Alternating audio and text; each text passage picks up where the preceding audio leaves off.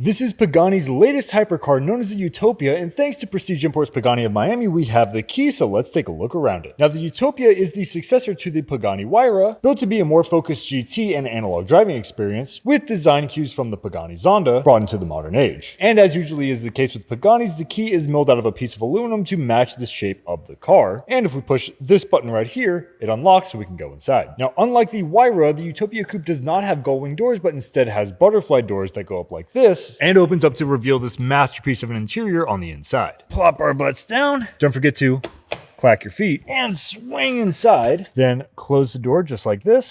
Now to get things started, we take the key and we put it right into this little fitted slot right here. And then if we push this button, this will give us accessory power. Now, Pagani is known for their masterpiece of an interior, and the Utopia is no exception, with these adjustable carbon bucket seats with leather padding, fine materials like carbon fiber, titanium, and aluminum all throughout the touch points of the cabin, the famous exposed shifter linkage on Paganis, which just works beautifully, and one of my favorite details on the interior of the Utopia are the gear-driven mechanical dials for your speedometer and your tachometer. And then in the center, you have instruments for your boost pressure, your oil pressure, as well as your different temperatures, as well as your HVAC controls, and let me tell you, every single touch point in this car feels fantastic. And if you look up above, you have some controls for your dome lights, as well as a rear view mirror that is the same shape of the Pagani logo. And then down below you have controls for your lights, your mirrors, your parking brake, what exhaust mode you want to be in. And you also have this big dial right here, which is actually how you get through the different menus in the center gauge cluster. And then on the steering wheel, you'll also find your volume control, your microphone control, as well as a dial that allows you to select different drive modes, which is a very first for Pagani cars. Now, another one that I was always curious on is that if we look down here, stick with me for a moment, you actually have a little dial right here. Now, what does this do? This actually controls the pitch and yaw of the seat. However, it is in a little bit of a precarious spot. But as cool as the inside is, I think the outside is going to look even better.